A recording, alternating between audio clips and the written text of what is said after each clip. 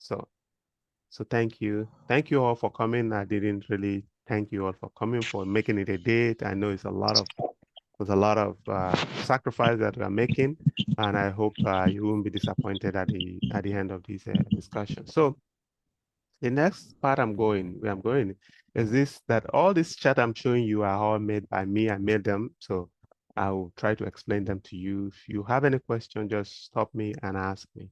So I want to ask, does anyone have a question so far?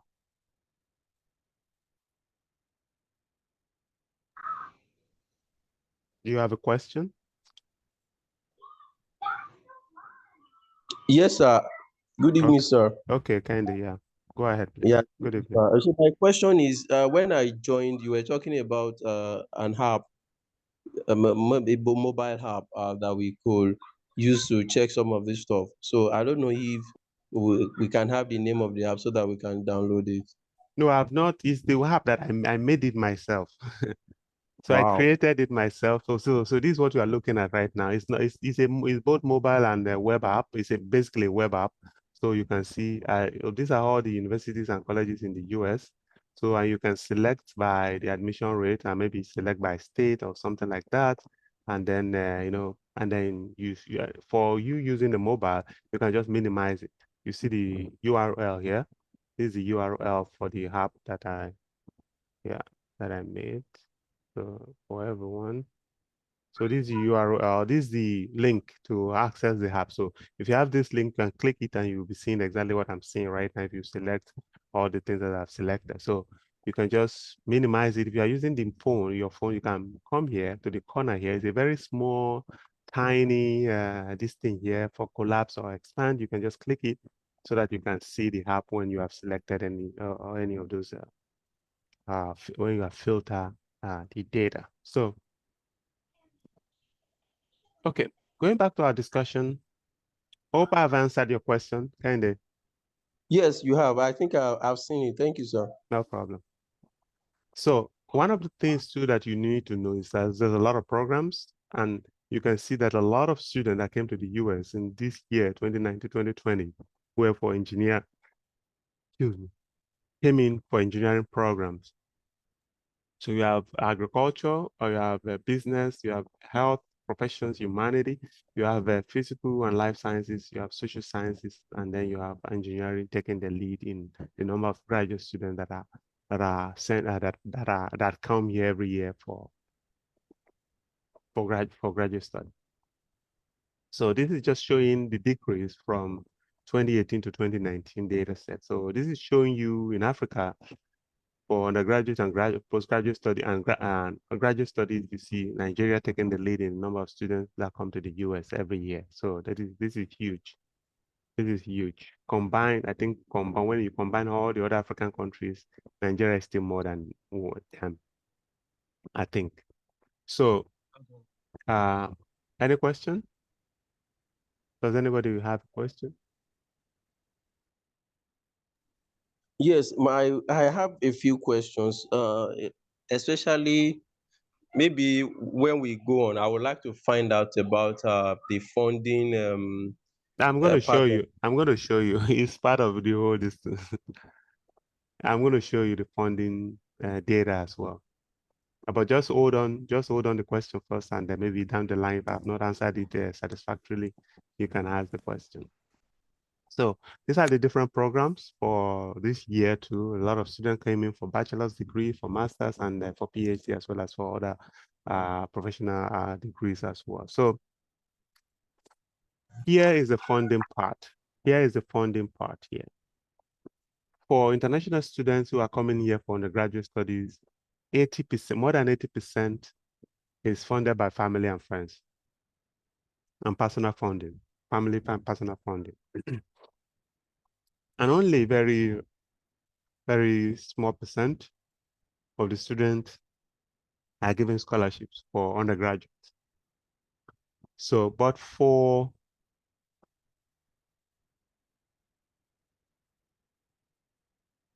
postgraduate or for graduate studies, the number still is high for family and friends sponsoring the students.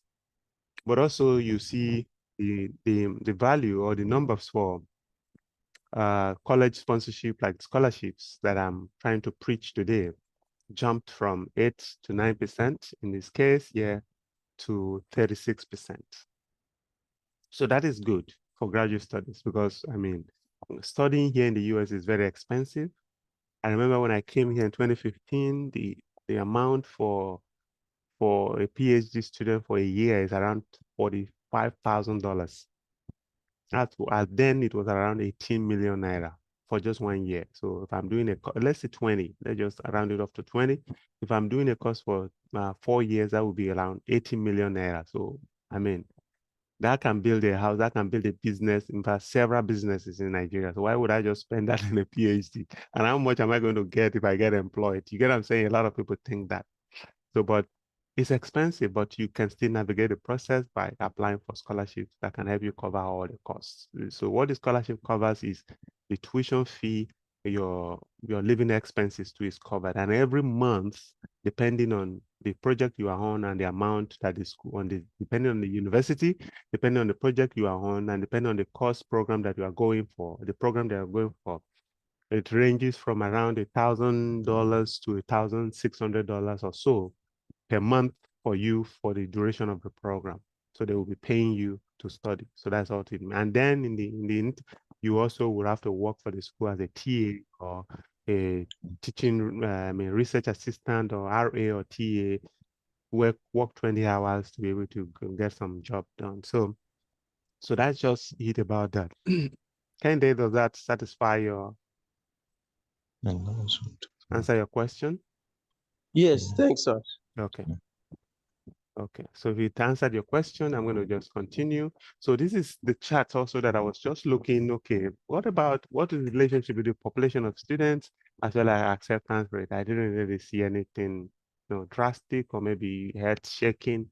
But what I found is that you discover that a lot of this red line here is 50% mark. So if you are on the red line, above the red line, it means that more than 50% chance of getting admitted to any of the schools that fall within the red line here, which are the schools on the left. And also anything below the red line means you are less than 50% chance of getting admitted with all these universities. And that is understandable. I mean, Harvard has one of the lowest admission rates. Columbia, all these are Ivy League universities. Okay, you have Columbia, you have Brown, you have Duke, you have Cornell, and then you have Georgetown, Emory, Boston, and some other universities too. So these are pretty much high standard universities that really don't just admit students at random, but take some processes and some time. Even if when you qualify, they may not even take you. So that's just what this is showing. So the same thing is showing this for let me just skip this and just go ahead to some other more relevant stuffs. Okay, now this is starting strong. I'm doing this to just want you to understand that admission process is not something that is easy. I know this person that I talked to that I mentioned in the beginning of my discussion that got his visa approved, is getting it on Monday now. He's going to come here maybe in December. He went through a lot. And if I would grade everyone that I've worked with in the past as to how not desperate, it's not desperation, but how important this admission is to them, is that person will score the highest mark, because every time he checks very well on all the aspects. So that is very important. It just doesn't start like in your head, I want to apply, and then what? Then what? So those are the things. So one thing, you need to do some research, and I've made that a little easier for you with the app that I just demonstrated earlier. That app made it a lot easier for you to search for schools. Come here, expand. I want a university, and I'm going to just want the university that has more than 90%. So 90% chance of getting admitted, which means out of 10, 9 will get admitted. Okay, now I want it in which state? You may choose which state, but then you see very scanty. So if I want it in Florida, which of the universities are there in Florida that does that? We have Delray University and Palm Beach Atlantic University. So if you click on this, you see, oh, 95%, which is almost 100%. So which means all the students apply get admitted if they meet all the admission requirements. So okay, let me take a look at the university. You don't need to look, you don't need to start Googling for whatever. No, you just right click on this and go straight to the website of the university. That is so simple, right? What could be simpler than this? So that's why I want you guys to take advantage of this free of charge. It's there for you guys to use. So it doesn't be benefit. I mean, it benefits you more to use it than it would me. Rather, I just will look at it and see how the best way to improve it to make it more user friendly. So, and if you want to go to this other one, Devry University is also 95. You go now, right click, and then you are there right at your website within just a click. So I want you guys to take advantage of that and look. So one thing is to do your research, and to start that, you need to clarify your goals. What are your goals?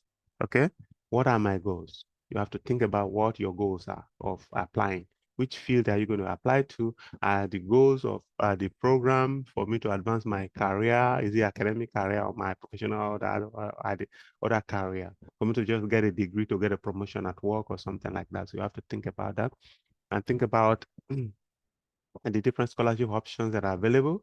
I have a ton of other discussions in the past about that, and I hope in the future I'll be able to make those into videos, post them on the YouTube so that I can just share that with you guys to make the job a little easier. So another thing that you need to do is to check for eligibility criteria. Not every scholarship that is announced, you know, you can't apply for every scholarship that is announced. So you have to check, okay, which citizen of this country qualified to apply? Is Nigeria qualified to apply or something like that? So you have to think about that. And the next thing is for you to start gathering the materials that you need. So that is starting now. I want you to start today, the weekend, so that by Monday you've already started submitting applications. Not applications, so to speak, but sending emails to professors, asking them questions about, okay, they have funding, and you are interested in these, sending them your document and look, getting your CVs done, your SOPs done, and everything, getting everything together and making sure that you get into any of these universities come January 2024. It's easy and it's not easy. It takes a lot of process. And sometimes you may have to delay, like this person I'm talking about should have been here in Florida, but there were delays here and there, and eventually he got it. I mean, that is one of the biggest news for this week for me, and one of the biggest thing for me for this week. So another thing is you start your online application, you create an account, and then you fill out all the basic information. Very important is the fact that you need recommendation letters. How do you get recommendation letters? You have to ask the people who will recommend you, ask them early enough. Don't send this into your professor in the nick of time and just write, sorry, before the thing expires in 2 days, and you say, sorry, I need it in 2 days. No, they may not have the time to do that. So if you need it in 3 weeks or 4 weeks or even 2 months, give them that heads up and let them know. And as you do that, when you are telling them this is this, you don't just send them an email and say, sir, I need you to be my recommender. What would you typically do? What you would do is to ask them, okay, this is the scholarship website, and then I'm trying to have this type of scholarship I'm trying to apply for, that their requirement is he can go there, click it, and read all the listing by himself. The deadline, you let him know, and you send him your updated CV. Because if he was your professor 5 years ago, he may not have known exactly what is going on in your life.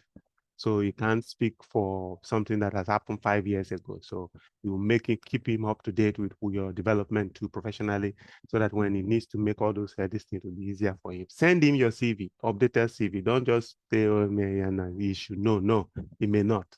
Because a lot of things that have happened in your life, and he has a lot of other things to do too. You may not necessarily be the first student that is he has had to, supervise. So remember, and that carries a lot of weight too. Their recommendation carries a lot of weight. So that's why you need to be up and doing and follow up on, okay, sir, please, so and this thing is in 2 weeks, so can you please send it now? Or, things like that. And make sure you put, when you're putting recommenders, put more than 3. If they ask for 3, put 4, so that if one doesn't go, the other one will go. So, I mean, that's just what I would say. And also, you have to proofread your application, make sure everything is raw, you dot the I's and dot the I's and cross the T's, and then make sure everything is clean, as is, as they requested, and before you submit your application. And make sure you submit early enough. If you have to submit, you have to double check that everything is done, that all the required documents are also are included in your application before you click the submit button. So starting strong, I would say starting early, staying on top of things, staying organized. I'm going to talk about organization. Maybe you've not heard about this aspect of organization before when it comes to scholarship application, or maybe you have, but I think you would definitely have something to learn from what I'm going to share with you. Staying on top of things, make sure you are organized, make sure you know what is going on now, what to do, next thing, what next is going, what next they're asking, who is going to provide it, and things like that. So applying for the program that align closely with your background also is a very smart thing to do. So it's not just, you don't just go and pay an application fee for something that you know doesn't align with your interest. I've done that in the past, and I will share with you some of the things that I've done and mistakes that I've made, and how you shouldn't be making the same mistakes. So apply to a balanced mix. One of the things that a lot of people do that don't do it smartly is that they just apply to one school and wait forever, and the school, there's no response. Oh my God, these people they think maybe I'm the worst of, no, nobody thinks there's a lot of things that is happening in people's lives. That's why I remind a lot of people, if you send me something to review for you, don't just send me and relax, fold your hands and think that Gideon will do it, because I have my own work, I can't even finish it. So I'm just using the small time that I have to do all those for you guys. So remind me, send me a reminder now and then. Send me a reminder, send me a reminder, send me a reminder. Don't, because you are the one that wants something, right? So you should be really, really, really desperate about that. I mean, I'm loosely using the word desperate, but anyway, you have to make sure you apply for more than one scholarship, more than one, 10 at least for a start. And you have to do it smartly, because a lot of them are request for application fee 50. If you're applying for 10, and if each one of them is $10, $50, that would be around $500. That's a lot. So you have to think of, okay, asking questions about, okay, what can I do for you guys to waive the application fee for me? Okay, what can I do? Ask the school instead of asking me. Sometimes the best answer will be from the school itself, not from me, because they are the one providing you the distance that will provide you the scholarship. So very important. And search for scholarships that fit your demographic too. Sometimes the scholarship is for only ladies, girls, females, and then you are a male trying to apply for the scholarship that is meant for females. So that's why you need to pay attention to the details of the scholarships before you apply. So another is, you have to be adaptable. A scholarship applicant is not somebody who loses hope very quickly. Because there will definitely be a lot of challenges and setbacks in the process that would make the journey a little even harder for you. But if you need to get that heart to be a problem solver, and make sure that every problem that comes your way, you grow with that, and be resilient in a way that you convert all these obstacles to stepping stone for future future advancement. So you have to be somebody with a very strong heart, not somebody who lose it at just a simple challenge. So any questions so far before I continue? Any question?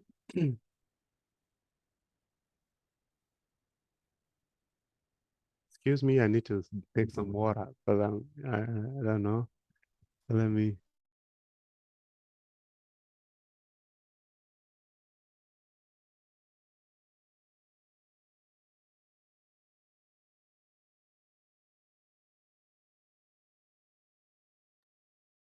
Okay, so I'm going to now stop the video recording